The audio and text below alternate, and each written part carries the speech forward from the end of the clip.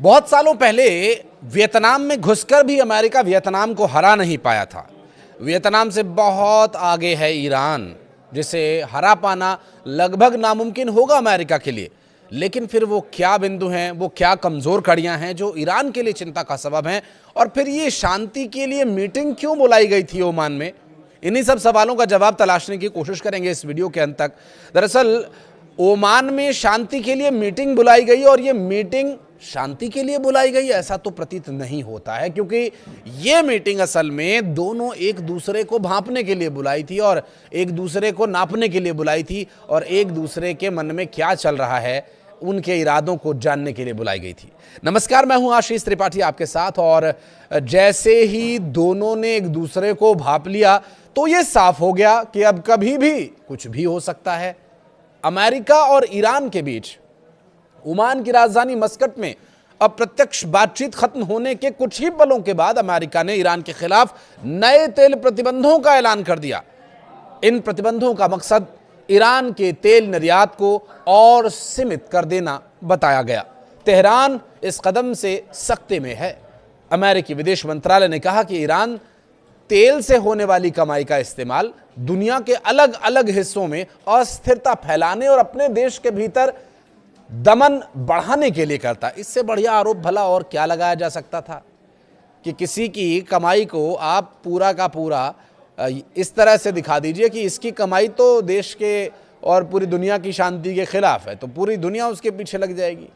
लेकिन असल में मिडिल ईस्ट से इन दिनों जो तूफान गुजर रहा है, ईरान और अमेरिका के बीच चल रही टेंशन के बीच अब अटैक हुआ कि तब अटैक हुआ, ये स्थिति बनी हुई है।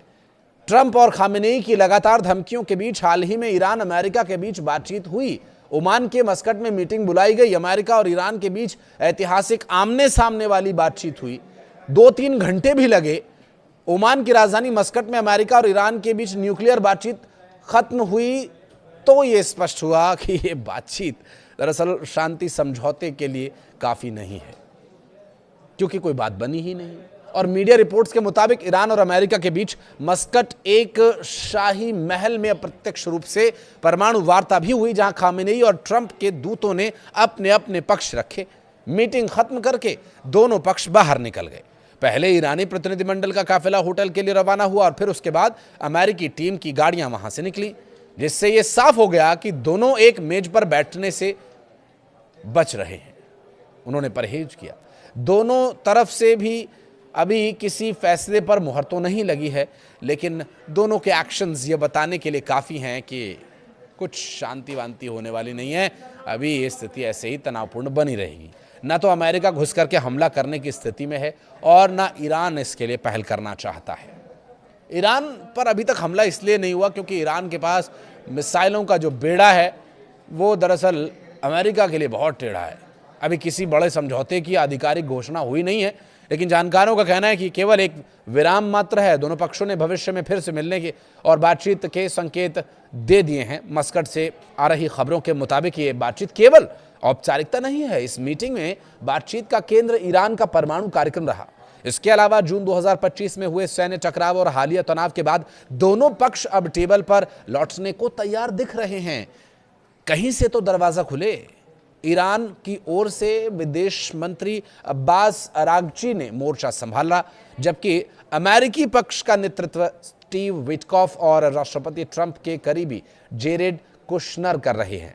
अरागची ने सोशल मीडिया पर स्पष्ट किया कि वे खुली आंखों और पिछले साल की कड़वी यादों के साथ बातचीत में आए।